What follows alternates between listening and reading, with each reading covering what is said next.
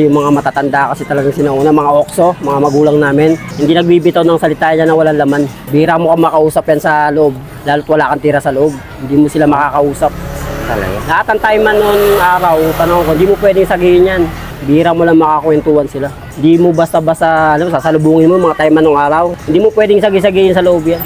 Mahirap silang makausap. Mahirap. Ano siya, detalyado pa nagbitaw ng salita. Yung mga okso ng araw, mga inabutan.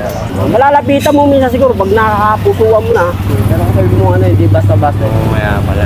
Ang BCJ nagmula talaga sa okso yan. Okso naman talaga dati.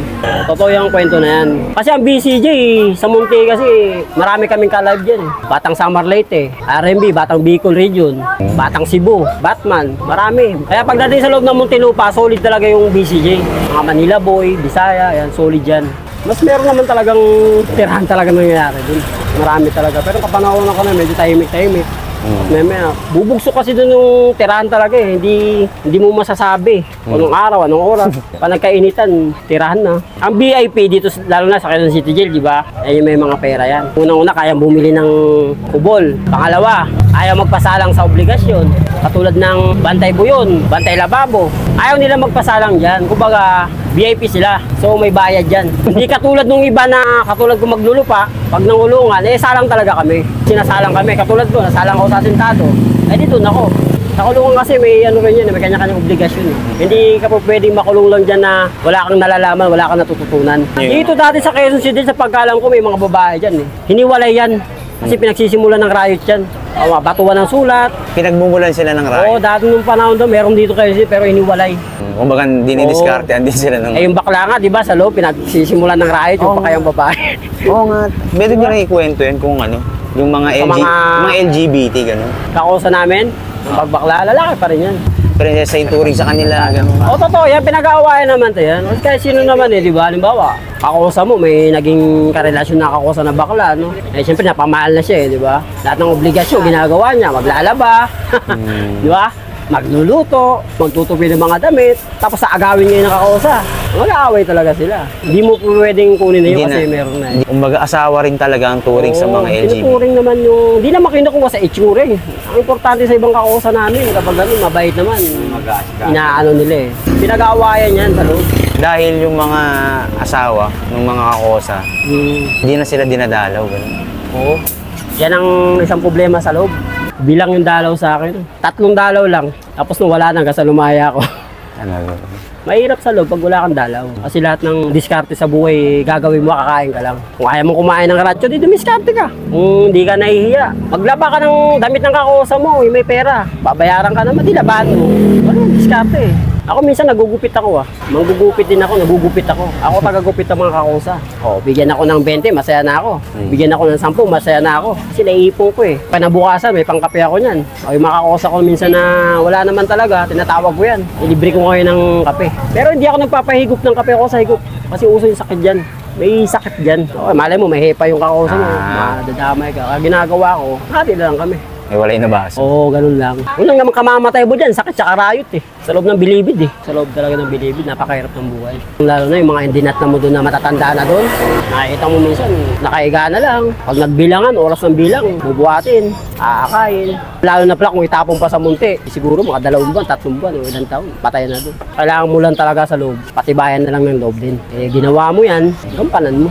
Inabandon na ng pamilya nila. Hindi na dinadalaw, umaasa na lang sa bigay-bigay. Rancho, yan. May rancho naman. Pero hindi sapat yung rancho. Kung totoo hindi sapat. Ako, noong unang pangulong ako, hindi ko masigmura yung rancho. Pero hanggang sa pinilit ko na lang kasi minsan naawa rin ako sa magulang ko eh. Pag dinadalaw ako ng tatay ko, naawa ako. Sabi ko, huwag muna akong dalawin dito. Okay na ako dito. Para hindi na ako maging pabigat sa inyo. Kaya ko naman sabi. Kaya simula nun, hindi ko na pinapadalaw tatay ko. Mahirap sa kulungan kasi marami kang pagdadaanan na sakripisyo. Katulad ng halimbawa sa asintado, di ba? Una-una sinalang ako diyan. Magsasakripisyo ako sa pangkat eh. Kahit anong oras pwede akong mandusay sa plaza eh. Kaya tinatawag na sundalo eh. Ikaw ba, kapag ka ba na yung mayoris mo, titirahin. Siyempre, kailangan mo sakripisyo sa sarili mo. Kaya ka nga kinuha na bilang asintado para protektahan mo yung namumuno. At hindi lang yung namumuno lahat ng kakusa at ng pangkat. Sundalo, napakahirap ng obligasyon na ganyan kasi pag napag mo pa lang ng shield up, isang paa mo nasa hukay na eh. Kahit anong oras pwedeng lumusob yung kalaban eh kung hindi ka makabunot. Tapos yung ini-issue sa akin na matalas, dito ko nilalagay yan. Ayaw ko nung 29 para mabilis bunutin. May bayan na lang yun. Kaya pag nagka-oras ng radyo, pag angat mo lang ng gano'n, pag bunot mo, tira ka agad. Hindi ka na iikot pa. Pero ang iba ganun din, wala kang makukuha ang benepisyo dyan. Ang makukuha mo dyan, sakripisyo sa pangkat. Allowance, kahit papano. Oo, tama. Meron yan. May binibigay na ganyan yung mayores kapag halimbawa. O ito, goods to, di ba? Yung tawag doon parating. Mga parating din.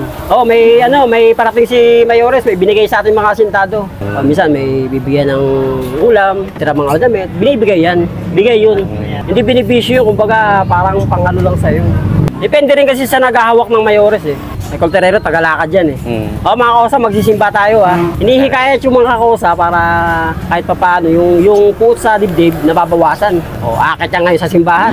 Siyempre, susunod yung mga asintado, yung mga bagito nga. Magsisimba doon, may mga escort din yun, sisimba doon. O magsisimba ka. Meron na kayong mga saksiyan doon na yung sobrang lungkot, yung mga nasiraan, ang bait, nasiraan. Meron, marami. Minsan kasi, pag panggabi na, di ba? May asintado rin sa gabi. May duty rin sa labas, sa loob. Yung mga tinatawag na mahinarya. Mga nagpapatrol. Oo, yan nagpapatulog yan. Nagigising, nananaginip. Minsan may mga ganun na sasaksiyan na tatalitaan na lang mag-isa, lalakad-lakad. Hindi ka pwedeng maglakad-lakad na ganun pag may tulog ng mga kakose. Doon namin nalalaman na nasisiraan na. Kapag di mo na kaya mapakalma, siyempre sa lungkot yun eh. Bumibigay yan sa pag-aalam mo sa mga pamilya. Halimbawa, nakulong siya na may anak siya, maliit pa, may asawa. Nakaisip niya, dalaw, walang dumadalaw. Yun yung number 1, yung mga dalaw talaga. Para yung mga nakakulong is medyo magbigyan ng buhay no. Yan, kadalasan ng dalaw, may agaw-dalaw din. Katulad nung kakosa ko na kasama ko, naka-duty kami sabi nung runner, may dalaw ka. Pagtingin na ganun, pagbaba ng hagdanan, hindi pumunta sa main, sa selda namin. Sabi ni kakosa ko, "Putang ina, yung asawa ko Asawa mo ba yun?" Sabi ko, ngayon, pagkatapos nun, iba yung asawa niya kasi iba yung dinalaw. Inabisuan, bakit ganun ang ginagawa niya? Agaw, dalaw yung ginagawa. May kaparusahan niyang ganyan. Yan nagkakaano yung takalan ng ibang pangkat. Nagkikita kasi yan eh. Kasi ang dalaw minsan, tsetsempo eh. Kindat siguro. Kasi hindi na uso yung palipad dyan eh. Nung araw, palipad eh. Yung palipad may sulat. Pag pinalipad mo, dadamputin ng babae, sulat. Yan yung tinginan na lang. Hanggang sa makuha yung may kontak-kontak, dalaw sa dalaw, kukunin, magkakilala. O sabihin mo sa kakilala mo o sige, dyan na kami dadalaw. Ganun, labanan. Hindi mo pwedeng irason yan eh. Unang-una, nakakulong asawa mo. Ang pinagpalit mo, nakakulong din. Pwede ka naman gumawa ng paraan para hindi mo ikasira sa asawa mo eh. Kaya marami minsan na ang daming dahilan na baluktot yung katuwiran nila. Hindi ba nila naisip na pwedeng ikapahamak ng asawa niya yan? Paano kung naburyong yung asawa niya? Sintado pa naman yun. Kung umakit mag-isa doon, tumira doon, hindi naman papayag yung pangkat. Kasi sa totoo silang, halimbawa ako, di ba? Pinasok ulo yung mundo ng pangungulungan. Nasa isip ko na yung hindi na ako babalikan ng asawa ko, maaari mag-asawa ng iba yan. Iwanan ako kasi alam niyo na kung nasaan akong buhay.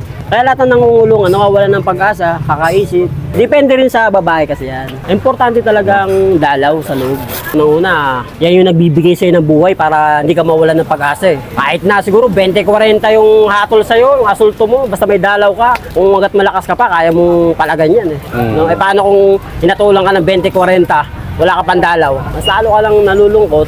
Noong 2011 lumaya ako, napagtanto ko sa buhay ko no. So sa dami ng panahon na nilagay ko sa loob din, kumbaga parang naisip ko yung ano talagang ang buhay talaga no. Hanggang sa'yo, nakapag-asawa ko, pumunta na ako sa tamang landas ba. Okay, nagtrabaho ako. Hanggang sa naka-experience, sumawak ng tao, naging foreman, civil contractor, yun. Hanggang sa ngayon ito, namumuhay ng patas. Totoo. Pero ngayon, ang ginagawa namin ngayon dito sa San Andres Bukid, tapos Paco, nagpapapiding program kami para makita ng mga tao na hindi lang kami nanggaling sa Bilibid, kumbaga meron kaming ginagawang layunin na maganda sa laya. Sa pamumuno ng chairman namin, yan, si Nel Boy de la Cruz. Ayan. Nagpapapiding program, papakain kami sa mga bata. Nang sa ganun, para makita rin ng mga tao na kami mga iskombic o itinuring na salot ng lipunan ay gumagawa ng hakbang sa laya na kabutihan. Ang payo ko sa mga kabataan na yan, lalo na yung mapupusok ngayon, kung may pagkakataon pa silang mag-aral silang mabuti.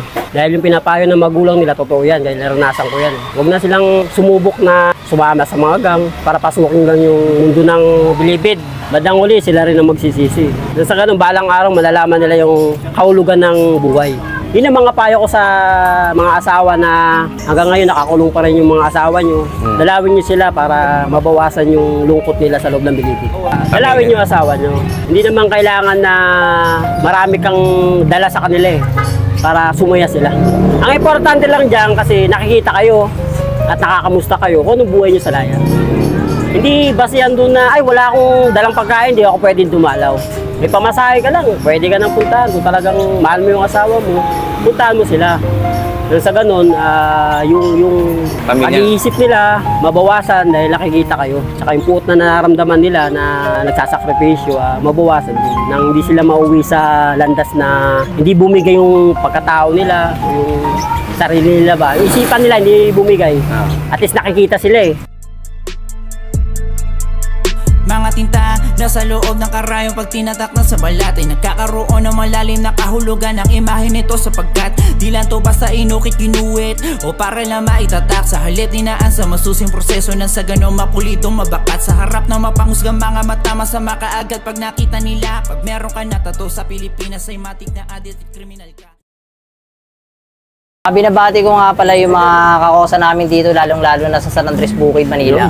Sila Pernan Sabado, Michael, Kosang Nilboy, Paul, Tolits Tattoo dito sa San Andres Bukid. Binabati ko nga pala yung mga kakosa ko, si Muwit, sila Amado. Patuloy lang tayo sa layunin natin sa laya. Kalimutan na natin yung nakaraan. Dumaan tayo sa tamang tuwid dahil nasa pagbabagong buhay na tayo.